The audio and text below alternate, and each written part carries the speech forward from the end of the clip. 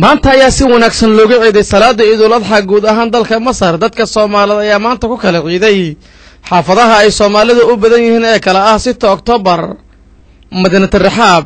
Nasr City Arduluba dadkan gabi ahaanba waa ay faraxsanaayeen shucuurtoodana waxa ka muuqatay dareen farxadeed dhammaan waxay isugu hambalyeynayeen ciid wanaagsan dad lagu qiyaasay ilaa iyo 1,500,000 ruux ayaa maanta salaada Ciidul Adha ku dukaday garoon lagu iibiyay gawaarida maalinta Jimcaha oo loo yaqaan Duur Ramle oo ku yaala duleedka magaalada Qaahire ee xarunta wadanka Masaarida dadkan Soomaalida ayaa sanad waliba waxa fursad siiyay telefishinka caalamiga ee Universal si ay eheladooda ugu salaamaan ugu horan aanu ku hormarnay Sheekh Maxamed Sheekh Ibraahim Kenyawi oo kamid ah culimada Soomaaliyeed ee ku dhaqan magaalada Qaahire kadib markii salaada Ciidul Adha uu ku soo dukaday garoonkaasi ay ku soo xoomeen dad Soomaaliyeed balse ugu hadlo maanta oo kale faa'iido ay leedahay maalinta ciida. Assalamu alaykum warahmatullahi wabarakatuh. halkan waxaan ka salaamayaa marka hore ummadda Soomaaliyeed meel walba ay joogto waxaan u rajeynayaa sanadkiisa in Ilaahay uu inooga wanaajiyo waxa kale oo aan doonayaa in aan hal kelimo iraahdo maanta maadaama ay tahay maalin farxad ah oo dadku ay aad u faraxsan yihiin waxaan ku waaninayaa dhalinyarada Soomaaliyeed iyo hooyooyinka Soomaaliyeed ummadda Soomaaliyeed gidigeed farxadeena in ay noqono maanta kaliya oo ay taagnaato ilaa iyo maalinka qiyaamaha maanta waa Ciidul Adha dadkuna waa faraxsan yihiin bimacnaa inaynan uga faa'iideynin ciideenan shaytaanka inaynan uga faa'iideynin oo ay nala ciideystaan aan la ciidno malaa'ikta bimacnaa in aynu badino maanta oo kale istighfaarta maxaa wacay rasuulkeena sallallahu alayhi wasallam wuxuu leeyahay man ahabba an tasurrahu صحيفته فليكثر من الاستغفار قفكي جعل إن ما ركت صحيفتي سمالك قيامها إلا كتابذي وحي الوقور جري دمبيدو والسو بندقيا مالك قيامها قفك جعل إن أي فرحت جلسو صحيفتي سلو سو بندقيا حبذيو استغفار تحبذيو marka ummadda Soomaaliyeed meel walba ay joogto waxaan leeyahay ciid wanaagsan teeda kale qolooyinka Universal madaxda iyo shaqaalaha gidigoodna waxaan leeyahay ummadda shaqo wanaagsan ayaad u qabateen waxaan idin rajeynayaa ciidan ciideeda kale inaad ku gaadhaan bashbash barwaaqo iyo baraare kullu sana sidoo kale muwaadiniin Soomaaliyeed ayaa iyagana fursad u helay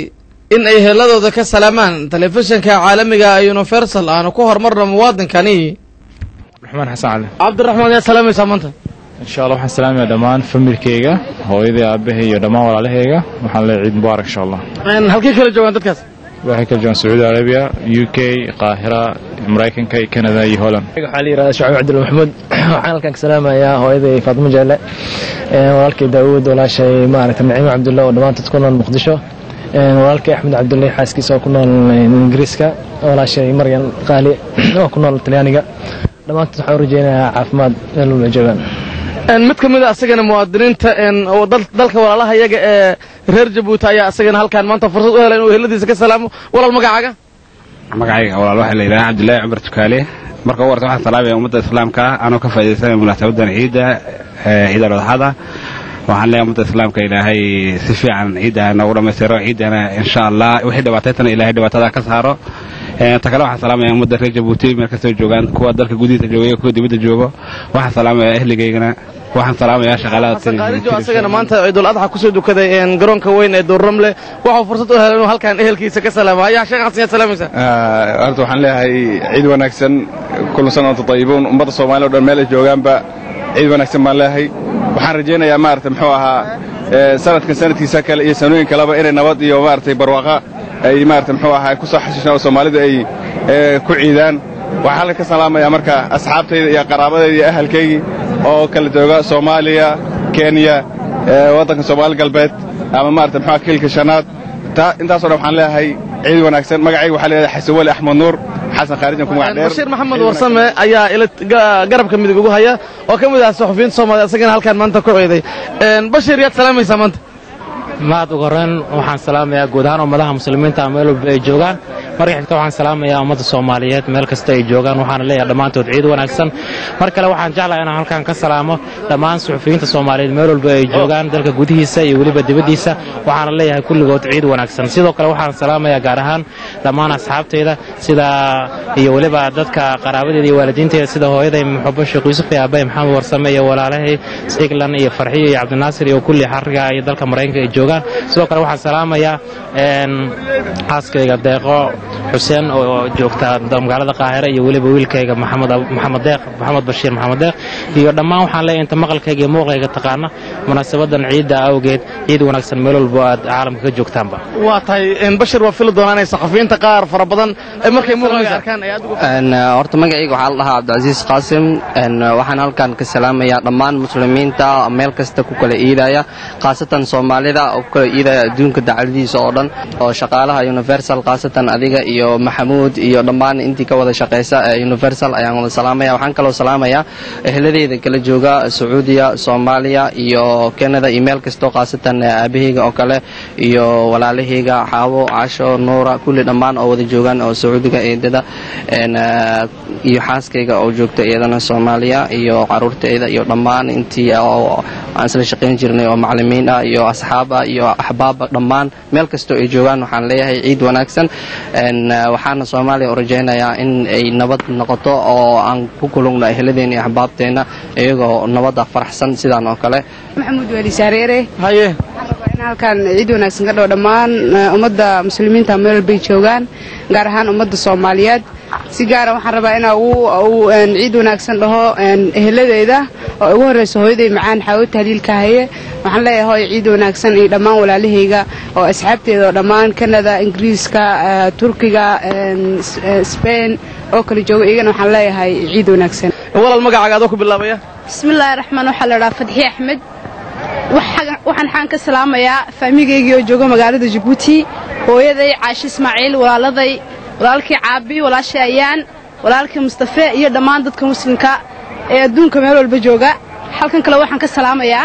walaashay saaxiibadeydii qaaliga Kawsar dhammaan dadkii iga garanay magaalada Djibouti